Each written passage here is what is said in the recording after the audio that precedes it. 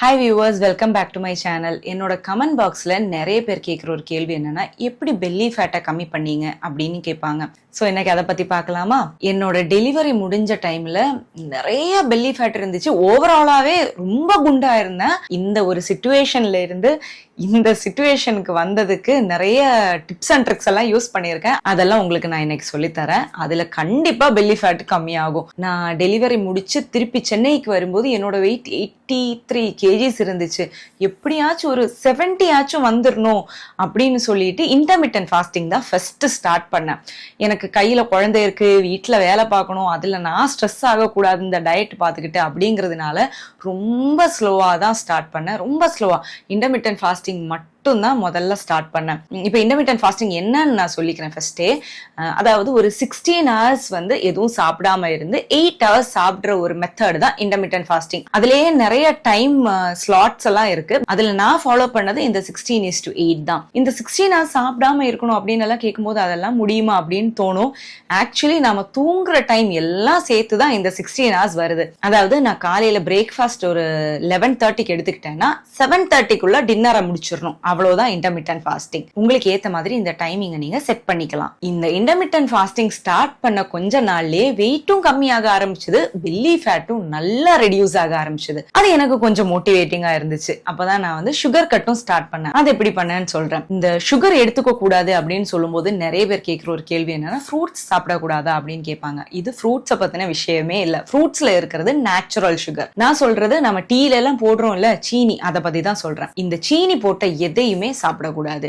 நாம டீலையும் போட்டு குடிக்க கூடாது, பேக்கரி ஐட்டம்ஸ் வாங்கி சாப்பிடக்கூடாது, ப்ராசஸ்டு பேக்கெட் ஃபுட் இருக்குல்ல அதுல எல்லாம் நிறைய சுகர் ஆட் பண்ணியிருப்பாங்க, அதை யூஸ் பண்ணக்கூடாது. முதல்ல கொஞ்சம் கஷ்டமா தான் இருக்கும், பட் கிராஜுவலி செட் ஆயிரும். இந்த ரெண்டு விஷயத்தையும் நீங்க சேர்த்து பண்ண ஆரம்பிக்கும் போதே நல்ல டிஃபரன்ஸ் இருக்கும். அதாவது இந்த இன்டர்மிட்டன்ட் ஃபாஸ்டிங்கும் சுகர் கட்டும். ஸோ நான் என்ன நினைச்சேன்னா, இப்படி கிராஜுவலா எடுத்துட்டு போகலாம், ஸ்பீடா ஃபாஸ்டா ஒரு 3 monthsல எல்லாம் வெயிட்டை கம்மி பண்ணணும்னு நினைச்சா எனக்கு அது ஸ்ட்ரெஸ்ஸை கொடுக்கும், அது தேவையில்லை அப்படின்னு நினைச்சிட்டு ரொம்ப ஸ்லோவா தான் இதெல்லாம் ட்ரை பண்ணிட்டு இருந்தேன். அதாவது ஒரு 1 month இன்டர்மிட்டன்ட் ஃபாஸ்டிங் ட்ரை பண்ணேன். அதுக்கப்புறம் சுகர் கட்டை ஆட் பண்ணேன். கொஞ்சம் கொஞ்சமா அதை அடுத்த ஸ்டேஜுக்கு எடுத்துட்டு போயிட்டு இருந்தேன். பெல்லி ஃபேட்டை கம்மி பண்றதுக்கு இன்னொரு விஷயம் நான் என்ன பண்ணேன்னா, மைதால பண்ண எதையுமே சாப்பிட மாட்டேன். அதை எல்லாத்தையும் ஃபுல்லா ஸ்டாப் பண்ணிட்டேன்.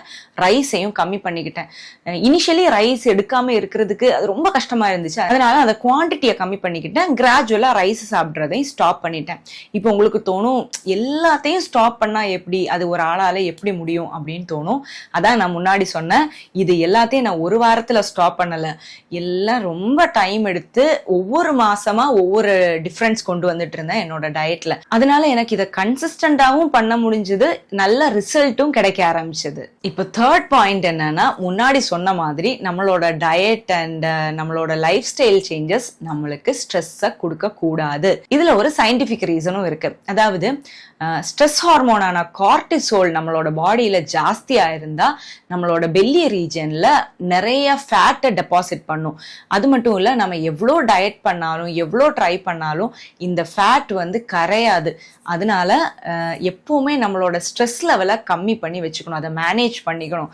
ஸ்ட்ரெஸ் ஜாஸ்தியாக ஜாஸ்தியாக பெல்லி ஃபேட்டும் ஜாஸ்தியாகும். அதே மாதிரி ஒரு 7 to 8 hours டெய்லி தூங்குறதுக்கு ட்ரை பண்ணிக்கோங்க. இப்போ 4th பாயிண்ட் என்னன்னா, நிறைய பேர் வந்து கண்டுக்காம விடுற, இல்லைன்னா நம்பாத ஒரு பாயிண்ட் இது, கிரீன் டீ. எல்லாருமே என்ன சொல்லுவாங்கன்னா, கிரீன் டீ எல்லாம் குடிச்சா வெயிட் லாஸ் ஆகுமா, நீங்க எந்த காலத்துல இருக்கீங்க அப்படின்னு தான் கேட்பாங்க. ஆனா என்னோட பர்சனல் எக்ஸ்பீரியன்ஸ் என்னன்னா, எனக்கு வெயிட் லாஸ் ஜர்னில ரொம்பவே ஹெல்ப் பண்ண ஒரு விஷயம் கிரீன் டீ. பட் இந்த கிரீன் டீயை குடிச்ச உடனே ஃபேட் லாஸ் ஆகும், வெயிட் கம்மியாகும், இதெல்லாம் நான் சொல்லல. நீங்க கிரீன் டீயை ஒரு சைட்ல குடிச்சிட்டு இன்னொரு சைட்ல நல்லா பிரியாணி சாப்பிட்டீங்கன்னா எதுவும் நடக்காது, வெயிட் லாஸ் ஆகாது, வெயிட் ஏறும். கிரீன் டீ எதுக்கு ஹெல்ப் பண்ணும் அப்படின்னா, மெட்டபாலிசத்தை இம்ப்ரூவ் பண்றதுக்கு ஹெல்ப் பண்ணும். அதே மாதிரி தேவையில்லாம வரக்கூடிய கிரேவிங், சாப்பிட்டதுக்கு அப்புறமும் பசிக்குது அப்படின்னு தோன்றது, இது எல்லாத்தையும் கம்மி பண்றதுக்கு தான் கிரீன் டீ ஹெல்ப் பண்ணும். ஸோ நீங்க இன்டர்மிட்டன்ட் ஃபாஸ்டிங்கும் பண்ணி சுகர் கட்டும் பண்ணி அதோட சேர்த்து நீங்க இந்த கிரீன் டீயும் குடிச்சிங்கன்னா கண்டிப்பா உங்களுக்கு வெயிட் லாஸ் ஆகும். நிறைய பேர் கேட்குற ஒரு கேள்வி என்னன்னா, என்னெல்லாம் எக்ஸசைஸ் பண்ணீங்க வெயிட் லாஸ் பண்றதுக்குன்னு. நான் ஒரு எக்ஸசைஸ் கூட பண்ணல. ஏன்னா எனக்கு டைம் இல்ல. என்னோட சிச்சுவேஷன் அப்படி. இப்ப வீட்ல வந்து குழந்தைய நான் தான் ஃபுல் டைம் பாத்துக்கிறேன். வீட்டு வேலையெல்லாம் நான் தான் பாத்துக்கிறேன். ஸோ அதுக்கு நடுவில் எக்ஸசைஸுக்கு டைம் இருக்காது. எப்போவாச்சும் எனக்கு ஃப்ரீ டைம் கிடைச்சா கூட எங்கேயாச்சும் போய் உட்காரணும் அப்படின்னு தான் தோணும். பிகாஸ் அவ்வளோ டயர்டா இருப்பேன். அந்த டைம்ல எக்ஸசைஸ் பண்ணணும்னு நினைச்சாலும் நடக்காது. ஸோ உங்களுக்கு எக்ஸசைஸ் பண்றதுக்கு டைம் இருக்குன்னா கண்டிப்பா பண்ணுங்க. இது எல்லாம் பண்ணி ஒர்க் அவுட்டும் பண்ணீங்கன்னா சீக்கிரமா உங்களுக்கு ரிசல்ட் கிடைக்கும். ஸோ எந்த வீடியோவிலே நான் வந்து ஒர்க் அவுட் பண்ண வேணாம்னு சொன்னதே இல்லை. நான் ஒர்க் அவுட் பண்ணதில்லை. எனக்கு அதுக்கு டைம் கிடைக்கல, சிச்சுவேஷன் அமையல. அதே மாதிரி மசில்ஸ் எல்லாம் நல்லா ஸ்ட்ரெங்தன் பண்ணணும்னா கண்டிப்பா நீங்க எக்ஸசைஸ் பண்ணிக்கலாம். ஜிம்முக்கு போறவங்களுக்கு அப்படி பண்ணலாம், வீட்டுல பண்றவங்களுக்கு அப்படி பண்ணலாம். அது உங்களோட இஷ்டம் தான். டெய்லி ஒரு 30 to 45 மினிட்ஸ் ஒர்க் அவுட் பண்ணீங்கன்னா கண்டிப்பா அதுக்கான ரிசல்ட்டும் உங்களுக்கு கிடைக்கும். லாஸ்ட் பாயிண்ட் என்னன்னா, இது ரொம்பவே இம்பார்ட்டன்ட். என்னெல்லாம் சாப்பிடக்கூடாதுன்னு சொன்னேன், என்னெல்லாம் சாப்பிடலாம் அப்படின்னு பார்க்கலாமா?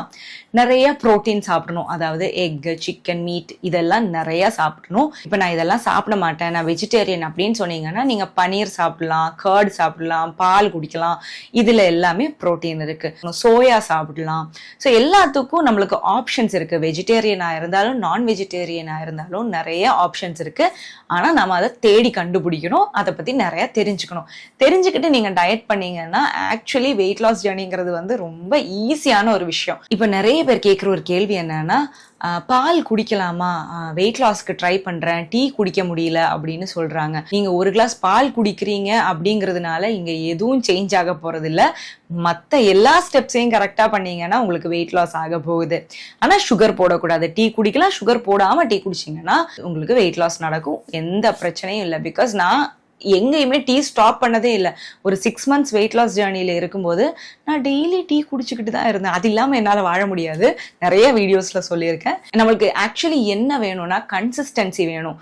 ஒரு 4 நாள் பண்ணிட்டு விட்டுறக்கூடாது. கண்டினியூஸாக பண்ணணும். அப்புறம் நல்ல ஒரு பேஷன்ஸ் வேணும். இப்போ 2 வாரத்துல இவ்வளோ கேஜியை கம்மி பண்ணிடணும் அப்படின்னு திடுதிடுப்பா எதுவும் பண்ணக்கூடாது. நல்லா டைம் கொடுத்து நீங்க ஒர்க் அவுட் பண்ணிட்டு இந்த நான் சொன்ன விஷயங்கள் எல்லாத்தையும் ட்ரை பண்ணீங்கன்னா கண்டிப்பா வெயிட் லாஸ் ஆகும். பட் ஒரு கோல் செட் பண்ணிக்கோங்க. ஒரு 6 monthsல இவ்வளோ கம்மி பண்ணணும் அப்படின்னு ஒரு லாங் டேர்ம் கோலை செட் பண்ணீங்கன்னா தான் கரெக்டா நம்மளுக்கு அதுல ரீச் ஆக முடியும்.